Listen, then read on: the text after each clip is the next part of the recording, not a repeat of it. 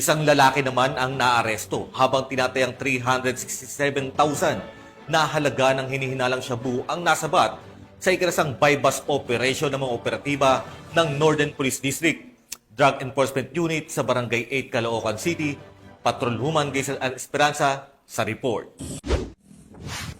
Isang bypass operation ang matagumpay na isinagawa ng mga operatiba ng Northern Police District Drug Enforcement Unit na nagresulta sa pagkakaaresto ng isang hinihinalang tulak ng iligal na droga sa Barangay 8, Caloocan City.